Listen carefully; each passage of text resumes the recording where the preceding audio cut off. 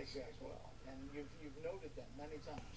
Now with Russia taking an active role in Syria, a lot of people want to know what you would do as president.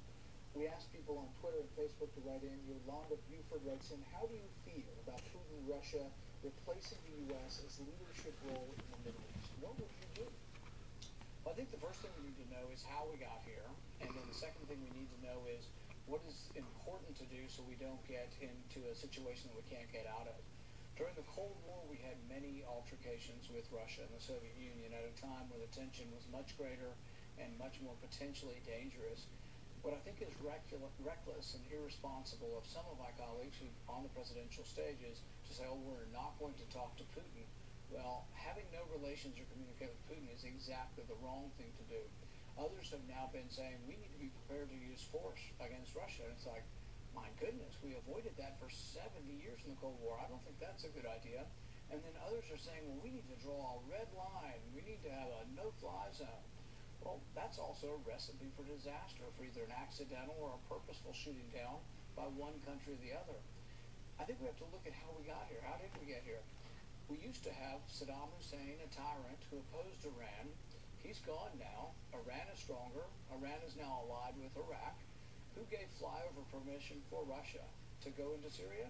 Iraq. Who said today that they're inviting Russia and want Russia to attack ISIS? Iraq. It's going to be a little hard for us to say Russia go home when Syria, Iraq, and Iran are all saying they want Russia to be there. I get that, looking back, but looking forward, what are you doing as President Paul? Are you okay if Russia is doing what it's doing, even though they're attacking rebels on the ground by all accounts? I don't think I would put it that way, that I'm okay with it. What I would say is that we need to stand up for our position in the world. But there's not a position, what are we going to do? Do you want to drive Russia out of Syria? Do you want to have a land war with Russia? I mean, there is no sort of scenario in which America can just stand up and say, be gone, Russia. I think what we need to do is make sure that an accident doesn't happen, make sure that we have open lines of communication, make sure that Russia knows what our position is on this, so we communicate our displeasure and we try to, this is not something we feel. But, you know, is there a military solution to this? There isn't a military solution. Sure. I think it's interesting to listen to Senator Paul because he is reflecting exactly what Donald Trump said with you last night in the interview when we talked about foreign policy and before. And, well, Gaddafi, he said better for Gaddafi to be in power, better for Hussein to be in power. He's been listening to my speeches, well, obviously. perhaps, but it's a fascinating divergence in the Republican Party, and I think it's fueling the support that you get on college campuses and beyond, and fueling some of what Trump is finding out there as well.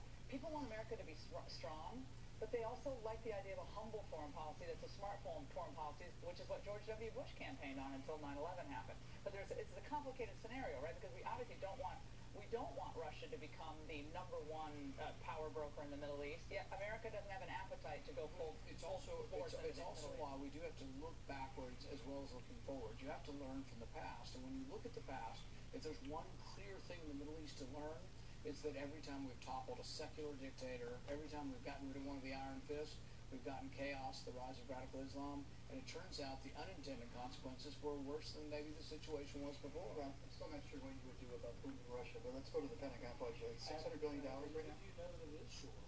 Pardon me? Do you know that it is short of what we would do? I won't do, and what I wouldn't do is a no-fly zone. I think that's a huge mistake and endangers World War III. I would not close communication. So I would diplomatically engage. I would express our opinion. But the thing is I think war with Russia is a really bad idea. And I can tell you that the people in my party who are saying, don't talk to Putin, have a no-fly zone, be prepared to use force against Russia, that's all very scary to me and the wrong approach. The Pentagon has a $600 billion budget. 4 or 5 months ago, he suggested that was bloated, telling Joe Scarborough, do I think we need more than all of the next 14 countries combined? I think that needs to be examined. You've had more than 4 months to examine it. Yes or no, do we need this much money? Well, I just had a vote today where I was the lone Republican that said, I'm not voting for the defense spending and this extra war funding on top of that, because I think really the problem with our deficit, if you're truly a conservative, yeah, you have to look at both the military and the domestic welfare. Instead, we do the opposite. We have an unholy alliance between right and left up here. The right wants more military spending, the left wants more domestic. What happens? The unholy alliance comes together and get more spending for everything. That's also why we're $18 trillion in debt. It's also why I'm frankly the only conservative running on either side, because I'd be willing to cut both. Well, you would bring it down below $600 billion. What I would say is that you have to be able to cut across the board. That's what the sequester was. Now, some of the sequester was a cut in the rate of growth, but it was cutting across the board, and it actually was something that was slowing down the accumulation of debt. And we abandoned most of that last year, and that what's coming up now, and what many in the leadership are saying, yes, we're going to bust the budget caps. The last remaining vestige of control is going to be busted, but not because of Democrats, because of an unholy alliance between the right and the left, who are so avaricious for more spending that they can't get enough. Neil.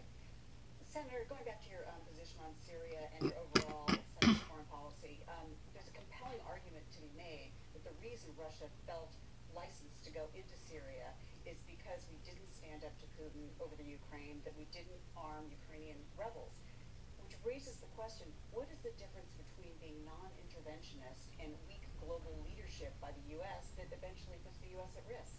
Well, I think if you look at the region and you say, why is Syria now involved in the region, you might say, well, if we look back, had we not gotten involved in the Iraq war to begin with, maybe Russia wouldn't be so involved. So maybe it's an unintended consequence of the Iraq war.